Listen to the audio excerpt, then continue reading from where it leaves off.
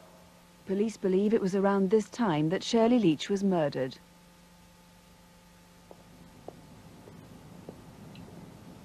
No one seems to have seen the man leave the interchange. We're obviously looking for somebody who is mentally disturbed. He needs to be caught very quickly. He needs medical help. The particular worry we have is that this was a horrendous crime to commit. She was butchered, she was sexually assaulted, and I just thought, what's the world coming to? Well, Mr. Maskew, that was such a tragic case. Shirley used to make that journey every night for 2 weeks to visit her daughter in hospital, and that was the first time she'd ever missed her connecting bus. That's right. It was the first time she'd ever missed a bus. But even if it had happened on other occasions, quite often she'd been accompanied by other members of the family when she'd made that journey. So if that had happened on other nights, it would not have made any difference. It was the first time she was on her own as well. Indeed, yes. What sort of person do you think could have done this? Clearly a very dangerous individual. If anything, Shirley was a little bit more timid than the actress portrays it in the reconstruction, and certainly she was smaller in build. She was clearly a vulnerable victim who I think was selected for that particular purpose. 3 people altogether have described the man we saw there in the film loitering at the Bury interchange. Do you think all those 3 people actually are describing the same man? Certainly the descriptions are very similar, the one exception being about the top coat that he's seen when he's first seen outside the gents' toilets. That anorak with the drawstring is not visible on the other 2 sightings, but nevertheless the remaining description is so similar that I think it could well be the same man. Although obviously I can't exclude the possibility there may be more than one. The last sighting, in terms of time, was at about 10:10 that Thursday night, wasn't it? That's right, that's at 10:10, and it's a young girl who's waiting at a bus queue when she sees the man walking across the interchange, and he is in fact leaving the interchange at that point onto Angolan Way. He's holding to his face a white tissue or a white handkerchief, which is blood-stained, and he could well have been bleeding from the face. What precisely is the description you have now of this man? It's a compilation from the 3 witnesses, and he's aged between 40 and 50 years of age, 5'7" to 5 feet 8 inches tall, and certainly on the night of the murder he was wearing a sports coat or suit-type jacket, a flat cap, or as a hairstyle which creates that impression. Any indication at all for you where he might have come from? Now that's a difficult one. It's a busy bus station where the incident occurred, and it's also the Metrolink for the tram services in Manchester. He could in fact have come from anywhere in the country. How are you hoping that viewers tonight might be able to help? Hoping by someone who may recognise the man from the description and the reconstruction. It may be someone they know, particularly females. It may be someone that they feel uncomfortable in his presence. He meets the criteria in terms of age and height, and it may be some other thing that means that they're connecting with this incident. And if that's the case, I would ask that they please contact. And of course anybody else who may have seen the man answering that description on that night. Anyone else with any information whatsoever. It's such a dreadful crime as this that I really do appeal to people, if they've got any information, to make contact with me. Mr. Maskew, thank you very much. And just to remind you, we're talking about the evening of Thursday, the 6th of January at the Bury Interchange bus terminal. If you can help, please call us here in the studio. This is the number here, 0500 600 600, or you can ring the incident room direct, and that number is 061 856 8383. That's 061 for Manchester, 856 8383.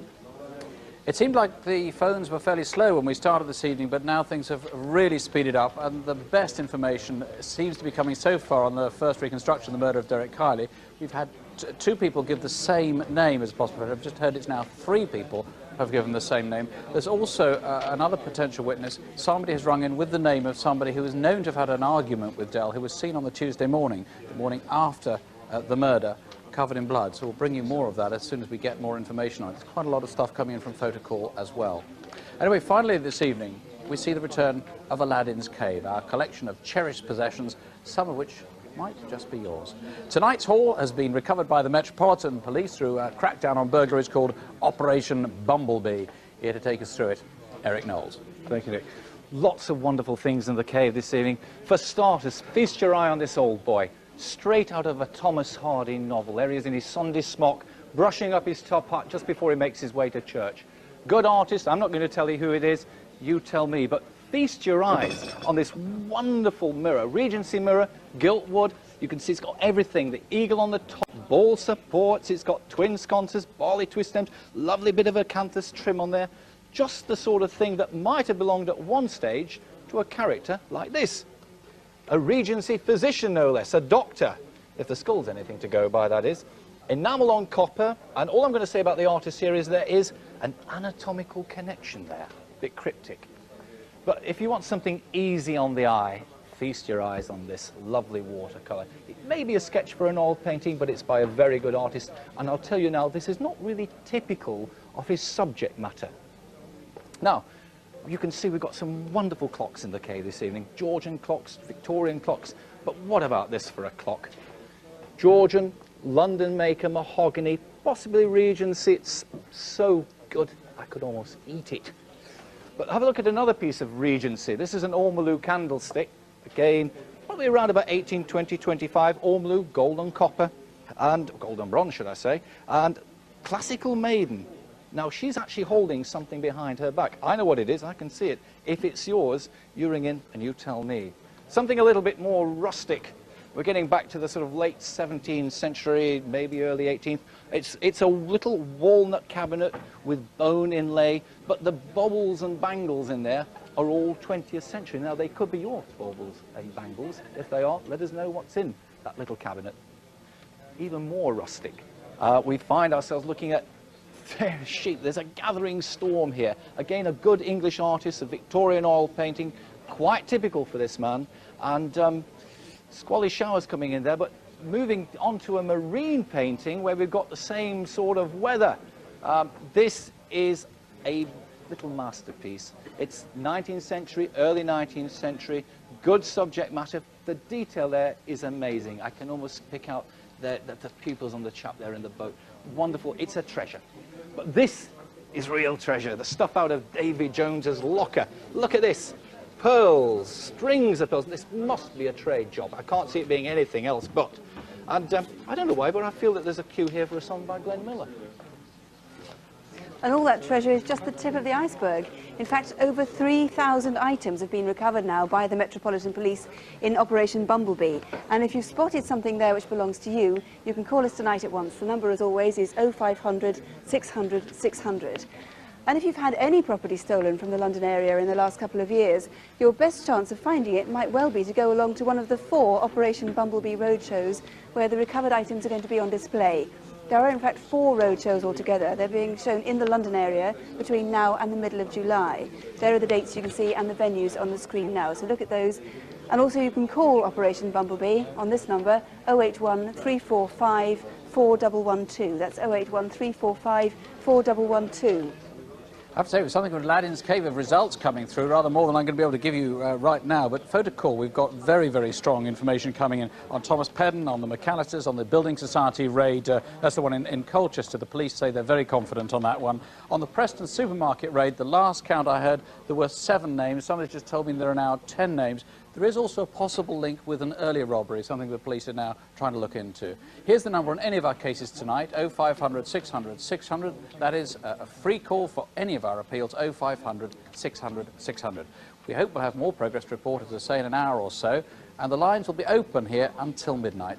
Do join us for Crimewatch Update, and do join us next month for a special edition, Crimewatch's 100th programme. We'll take you back across the years. We'll show you how viewers have changed the course of so many criminal investigations, part of which you can see how we've changed over the years as well. Don't have nightmares, do. Sleep well. Good night.